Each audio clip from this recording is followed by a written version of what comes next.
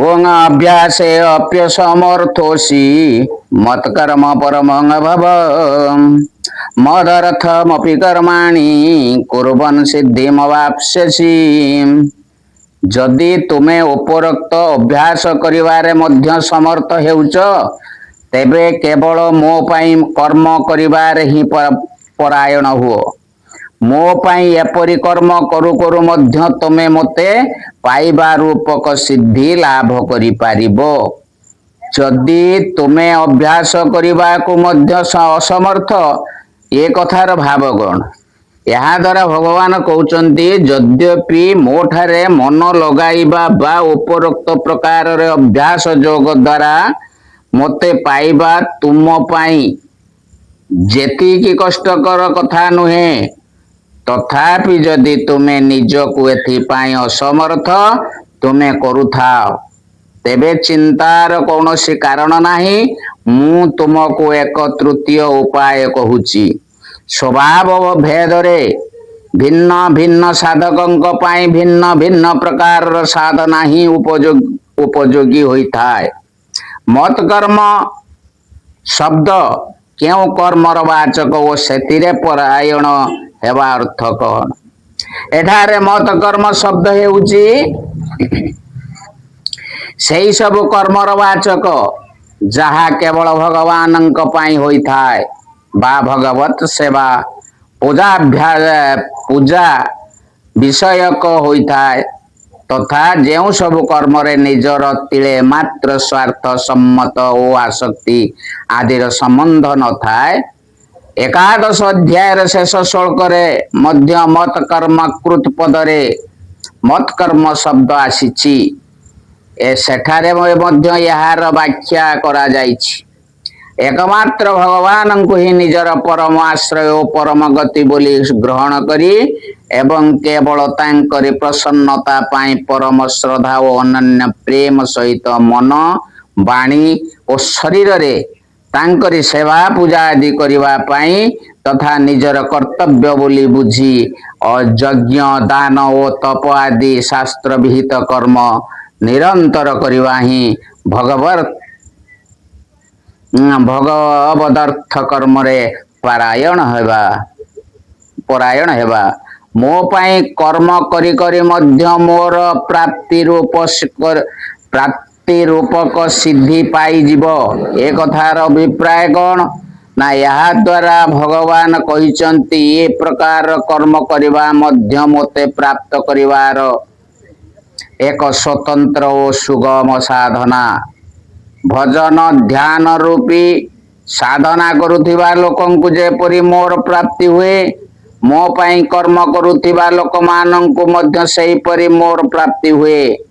अतएव मो पाई कर्म करिबा पूर्वोक्त साधना मानंक अपेक्षा कौनसी अंशरे मध्य निम्न श्रेणी रे साधना नुहे। एठारे भी अर्जुनंक मनरे जिज्ञासा होई पारे जे सी जदि उपरोक्त प्रकार रे भगवानंक पई कर्म करि न पारिबे तेबे तांको कोन करिवा उचित। एई जिज्ञासा उपरे भगवान कहउचंती ओं नमो भगवते वासुदेवाय ओं श्री परमात्मने नमः ओं श्री हरि ओं श्री हरि ओं श्री हरि ओं अर्थित दस्प्यस्य सोक्तसी कर्तुंग मद जोगमाश्रित सर्वकर्म फल त्यागं ततः कुरु जतात्मवान। जदि मोर प्राप्ति रूपक जोगर आश्रित होई उपरोक्त साधना करिवारे मध्य तुमे असमर्थ अट तेबे संजतात्मा होई अर्थात मन बुद्धि आदि उपरे बीज लाभ करी समस्त कर्म फल त्याग कर। जदि मोर प्राप्ति रूपक जोगर आश्रित होई उपरोक्त साधना करिवारे मध्य तुमे असमर्थ अट एपरि वाक्यर अभिप्राय कह। यही वाक्य रे भगवान कहउचंती वस्तुतः उपरोक्त प्रकार रे अभियुक्त कर्म जोग साधना करिवा तुम पाई कठिन नुहे सुगम ही अटे। तथापि जदि तुमे ताहा कठिन बोली मने करूछ तेबे मु तुमको अन्य एक प्रकार साधना कहूची सुन। ଯତାତ୍ମବାନ କାହାକୁ କହନ୍ତି ଓ ଅର୍ଜୁନଙ୍କୁ ଯତାତ୍ମବାନ ହେବା ପାଇଁ କହିବାର ଅଭିପ୍ରାୟ କଣ? ଆତ୍ମା ଶବ୍ଦଟି ହେଉଛି ମନ, ବୁଦ୍ଧି ଓ ଇନ୍ଦ୍ରିୟ ମାନଙ୍କ ସହିତ ଶରୀରର ବାଚକ। ଯିଏ ମନ, ବୁଦ୍ଧି, ଇନ୍ଦ୍ରିୟ ମାନଙ୍କ ସହିତ ଶରୀରର ଉପରେ ବିଜୟ ଲାଭ କରିସାରିଛନ୍ତି ତାଙ୍କୁ ଯତାତ୍ମବାନ କହନ୍ତି। ମନ ଓ ଇନ୍ଦ୍ରିୟ ଆଦି ଯଦି ବଶ ହୋଇନଥାନ୍ତି ତେବେ ସେମାନେ ମନୁଷ୍ୟଙ୍କୁ ବଳପୂର୍ବକ ଭୋଗରେ ପକାଇ ଦିଅନ୍ତି ଏବଂ ସେପରି ହେଲେ ସମସ୍ତ କର୍ମର ଫଳ ରୂପେ ପ୍ରାପ୍ତ ଭୋଗ କାମନା ଓ ଆସକ୍ତି ତ୍ୟାଗ କରି ହୁଏ ନାହିଁ।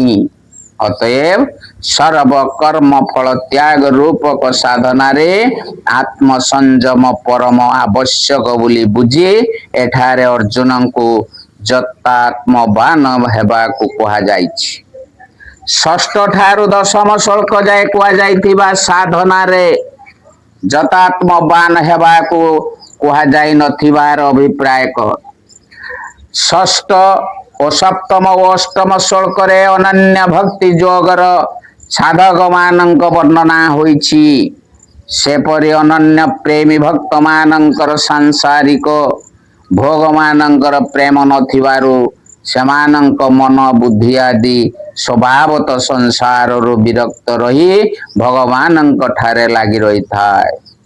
ଏଣୁ ସେହି ଶ୍ଲୋକ ମାନଙ୍କରେ ଯତାତ୍ମବାନ ହେବା ପାଇଁ କୁହାଯାଇ ନାହିଁ। ନବମ ଶ୍ଲୋକରେ ଅଭ୍ୟାସ ଯୋଗ ବିଷୟ କୁହାଯାଇଛି ଏବଂ ଭଗବାନଙ୍କ ଠାରେ ମନ, ବୁଦ୍ଧି ଲଗାଇବାର ଯେତେ ବି ସାଧନା ରହିଛି ସେ ସବୁକୁ ଅଭ୍ୟାସ ଯୋଗରେ ଅନ୍ତର୍ଗତ। ଏଣୁ ସେଠାରେ ଯତାତ୍ମବାନ ହେବାକୁ ଅଲଗା କହିବାର କୌଣସି ଆବଶ୍ୟକତା ନାହିଁ। ଦଶମ ଶ୍ଲୋକରେ ଅଭିଯୁକ୍ତ କର୍ମ ଯୋଗର ବର୍ଣ୍ଣନା ହୋଇଛି। ସେଥିରେ ଭଗବାନଙ୍କ ଆଶ୍ରୟ ନେବା କଥା ରହିଛି ଏବଂ ସେଥିରେ ମଧ୍ୟ ସାଧକର ସମସ୍ତ କର୍ମ ଭଗବଦର୍ଥ ହିଁ ହୁଏ। ଅତଏବ ସେଥିରେ ମଧ୍ୟ ଯତାତ୍ମବାନ ହେବା ପାଇଁ ଅଲଗା କହିବା ପ୍ରୟୋଜନୀୟ ନୁହେଁ। ପରନ୍ତୁ ଏହି ଶ୍ଲୋକରେ ଯେଉଁ ସର୍ବକର୍ମ ଫଳ ତ୍ୟାଗ ରୂପକ କର୍ମଯୋଗର ସାଧନା କଥା କୁହାଯାଇଛି ଏଥିରେ ମନ, ବୁଦ୍ଧିକୁ ବଶ ନ କଲେ କାମ ଚଳିବ ନାହିଁ। କାରଣ ବର୍ଣ୍ଣାଶ୍ରମୋଚିତ ସମସ୍ତ ବ୍ୟାପହାରିକ କର୍ମ କରୁ କରୁ ଯଦି ମନ, ବୁଦ୍ଧି ଓ ଇନ୍ଦ୍ରିୟ ମାନେ ବଶୀଭୂତ ନ ହୁଅନ୍ତି ତେବେ ସେମାନଙ୍କର ଭୋଗରେ ମମତ୍ୱ, ଆସକ୍ତି ଓ କାମନା ଆସିଯିବା ଅତ୍ୟନ୍ତ ସହଜ ଏବଂ ଏପରି ହେଲେ ସର୍ବକର୍ମ ଫଳ ତ୍ୟାଗ ରୂପକ ସାଧନା ହୋଇପାରିବ ନାହିଁ। ଏଣୁ ଏଠାରେ ଯତାତ୍ମବାନ ପଦ ପ୍ରୟୋଗ କରି ମନ, ବୁଦ୍ଧି ଆଦିକୁ ବଶରେ ରଖିବା ପାଇଁ ଶେଷରେ ସାବଧାନ କରାଯାଇଛି। ସର୍ବକର୍ମ ଶବ୍ଦ ଏଠାରେ କେଉଁ କର୍ମ ମାନଙ୍କର ବାଚକ ଏବଂ ସେମାନଙ୍କ ଫଳ ତ୍ୟାଗ କରିବା କଣ? ଏଠାରେ ସର୍ବକର୍ମ ଶବ୍ଦଟି ହେଉଛି ଯଜ୍ଞ, ଦାନ, ତପ, ସେବା ଓ ବର୍ଣ୍ଣାଶ୍ରମାନୁସାରେ ଜୀବିକା ତଥା ଶରୀର ନିର୍ବାହ ପାଇଁ କରାଯାଉଥିବା ସମସ୍ତ ଶାସ୍ତ୍ର ସମ୍ମତ କର୍ମର ବାଚକ। ସେହି ସବୁ କର୍ମ ଯଥାଯୋଗ୍ୟ କରିବା ସହିତ ଇହଲୋକର ପରଲୋକର ଭୋଗ ପ୍ରାପ୍ତି ରୂପକ ସେମାନଙ୍କ ଫଳରେ ମମତ୍ୱ, ଆସକ୍ତି ଓ କାମନା ସର୍ବଦା ତ୍ୟାଗ କରିଦେବା ହିଁ ସର୍ବକର୍ମର ଫଳ ତ୍ୟାଗ କରିବା। ଏଠାରେ ସ୍ମରଣ ରଖିବା ଉଚିତ ଯେ ମିଥ୍ୟା, କପଟ, ବ୍ୟଭିଚାର, ହିଂସା ଓ ଚୋରି ଆଦି ନିଷିଦ୍ଧ କର୍ମ ସର୍ବକର୍ମର ଅନ୍ତର୍ଗତ ନୁହେଁ। ଭୋଗରେ ଆସକ୍ତି ଓ ଭୋଗ ପାଇଁ କାମନା ହେବାରୁ ହିଁ ସେପରି ପାପ କର୍ମ ମାନ ହୋଇଥାଏ ଏବଂ ସେ ସବୁର ଫଳ ସ୍ୱରୂପ ମନୁଷ୍ୟର ସବୁ ପ୍ରକାରରେ ପତନ ହୋଇଯାଏ। ତେଣୁ ସେଗୁଡ଼ିକୁ ସର୍ବଥା ସ୍ୱରୂପତଃ ତ୍ୟାଗ କରିଦେବାକୁ କୁହାଯାଇଛି ଏବଂ ଯେ ସେପରି କର୍ମ କରିବାର ସର୍ବଥା ନିଷେଧ ହୋଇଥିବା ବେଳେ ସେ ସବୁର ଫଳ ତ୍ୟାଗ ପ୍ରସଙ୍ଗ ଆସିବ କିପରି? ଭଗବାନ ପ୍ରଥମେ ନିଜ ଠାରେ ମନ, ବୁଦ୍ଧି ଲଗାଇବାକୁ କହିଲେ, ପୁଣି ଅଭ୍ୟାସ ଯୋଗ କରିବାକୁ କହିଲେ, ତାପରେ ମଦର୍ଥ କର୍ମ କରିବାକୁ କହିଲେ ଏବଂ ଶେଷରେ ସର୍ବକର୍ମ ଫଳ ତ୍ୟାଗ କରିବାକୁ ଆଜ୍ଞା ଦେଲେ। ଏବଂ ଗୋଟିକରେ ଅସମର୍ଥ ହେଲେ ଅନ୍ୟଟି ଆଚରଣ କରିବାକୁ କହିଲେ। ଭଗବାନ ଏହା ଫଳ ଭେଦ ଦୃଷ୍ଟିରୁ କହିଛନ୍ତି ନା ଗୋଟିଏ ଅପେକ୍ଷା ଅନ୍ୟଟି ସୁଗମ ବୋଲି ଦେଖାଇବାକୁ କହିଛନ୍ତି ନା ଅଧିକାରୀ ଭେଦ ଦୃଷ୍ଟିରୁ କହିଛନ୍ତି? ଫଳ ଭେଦ ଦୃଷ୍ଟିରୁ କହିନାହାନ୍ତି, କାରଣ ସମସ୍ତ ସାଧନାର ଏକମାତ୍ର ଫଳ ଭଗବତ ପ୍ରାପ୍ତି।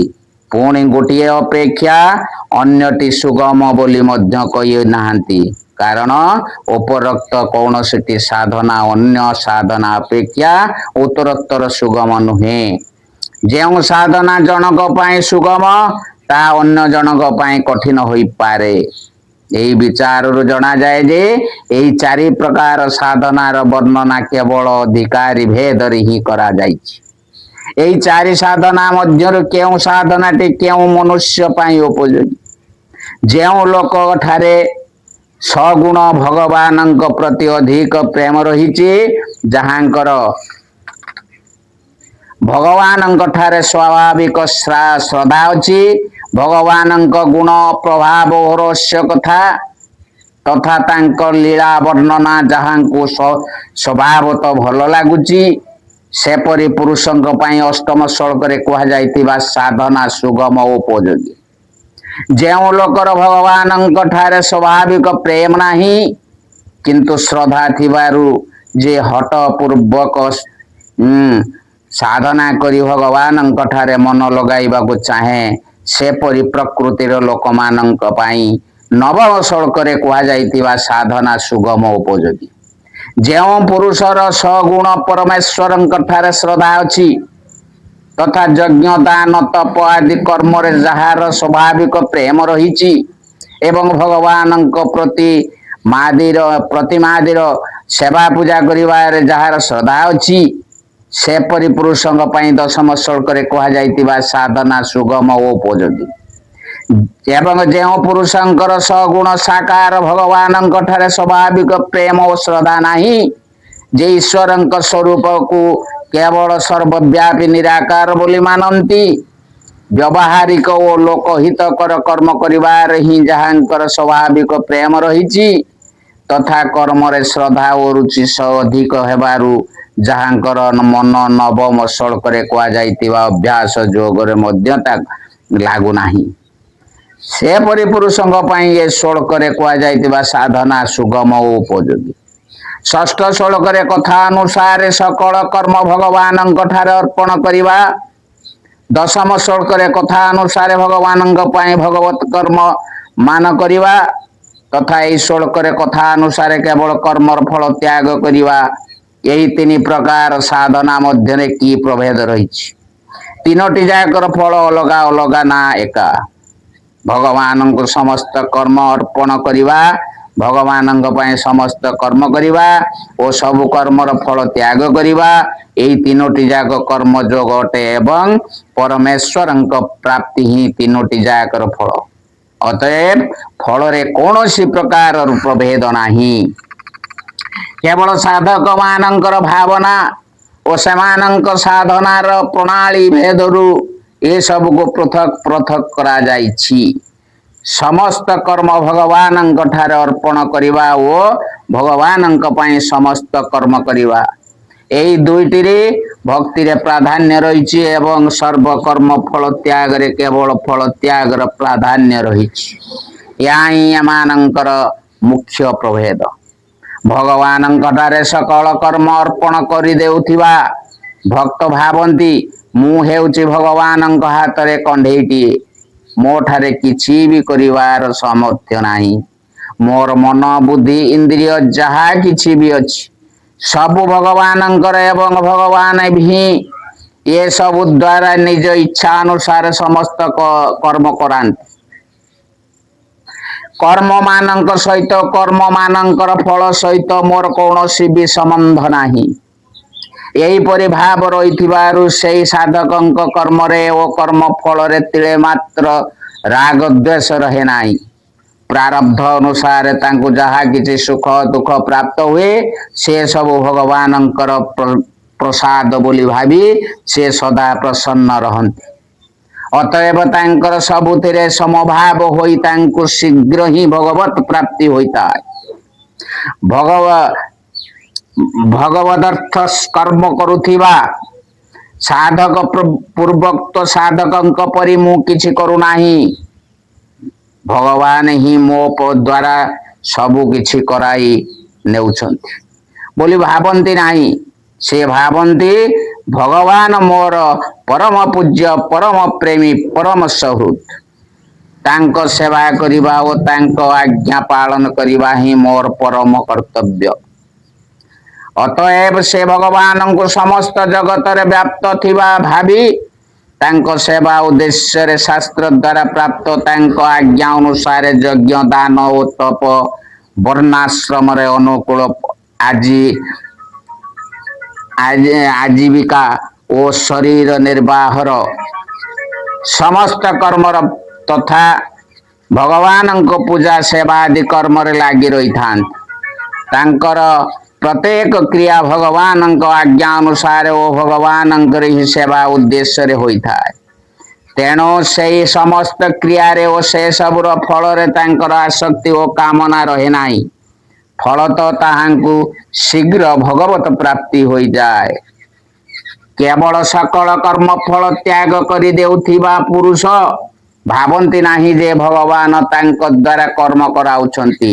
ପୁଣି ସେ ବୁଝନ୍ତି ନାହିଁ ଯେ ସେ ଭଗବାନଙ୍କ ପାଇଁ ସମସ୍ତ କର୍ମ କରୁଛନ୍ତି। ସେ ବୁଝନ୍ତି କର୍ମ କରିବାରେ ହିଁ ମନୁଷ୍ୟର ଅଧିକାର ରହିଛି, କର୍ମ ଫଳରେ ତାଙ୍କର ଅଧିକାର ନାହିଁ। ତେଣୁ ସେ ଭାବନ୍ତି କୌଣସି ପ୍ରକାରର ଫଳ ନାହିଁ।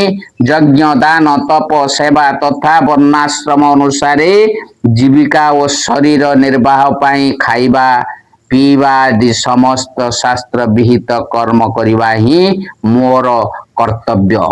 ଅତଏବ ସେ ସମସ୍ତ କର୍ମର ଫଳ ସ୍ୱରୂପ ଇହଲୋକ ପରଲୋକ ଭୋଗରେ ସମସ୍ତ ଆସକ୍ତି ଓ କାମନା ସର୍ବଦା ତ୍ୟାଗ କରି ଦିଅନ୍ତି। ଏହା ଫଳରେ ତାଙ୍କଠାରେ ରାଗ ଦ୍ୱେଷ ସର୍ବଦା ଅଭାବ ହୋଇ ତାଙ୍କୁ ଶୀଘ୍ର ହିଁ ପରମ ପ୍ରାପ୍ତି ମିଳିଯାଏ। ଏହିପରି ତିନି ଗୋଟି ସାଧନାର ଫଳ ଏକମାତ୍ର ଭଗବତ ପ୍ରାପ୍ତି ହୋଇଥିଲେ ମଧ୍ୟ ସାଧକ ମାନଙ୍କର ମାନ୍ୟତାରେ ଓ ସାଧନା ପ୍ରଣାଳୀରେ ଭିନ୍ନତା ଥିବାରୁ ତିନି ପ୍ରକାର ସାଧନାକୁ ଅଲଗା ଅଲଗା କୁହାଯାଇଛି। ଷଷ୍ଠ ଶ୍ଲୋକ ଠାରୁ ଅଷ୍ଟମ ଶ୍ଲୋକ ଯାଏ ଫଳ ସହିତ ଅନନ୍ୟ ଧ୍ୟାନ ବର୍ଣ୍ଣନା କରି ନବମ ଠାରୁ ଏକାଦଶ ଶ୍ଲୋକ ଯାଏ ଗୋଟିଏ ପ୍ରକାରର ସାଧନା ଅସମର୍ଥ ହେଲେ ଅନ୍ୟ ପ୍ରକାର ସାଧନା କରିବାକୁ କହିଛନ୍ତି ଏବଂ ଶେଷରେ ସର୍ବକର୍ମ ଫଳ ତ୍ୟାଗ ରୂପୀ ସାଧନା ବର୍ଣ୍ଣନା କରାଯାଇଛି। ଏଥିରୁ ଶଙ୍କା ଆସିପାରେ ଯେ କର୍ମଫଳ ତ୍ୟାଗ ରୂପୀ ସାଧନା ଉପରୋକ୍ତ ଅନ୍ୟ ସାଧନା ଅପେକ୍ଷା ନିମ୍ନ ଶ୍ରେଣୀରେ ହୋଇଥିବ। ଅତଏବ ସେହି ଶଙ୍କା ଦୂର କରିବାକୁ ଭଗବାନ ଆଗ ଶ୍ଲୋକରେ କର୍ମଫଳ ତ୍ୟାଗର ମହତ୍ଵ ଜଣାଇଛନ୍ତି।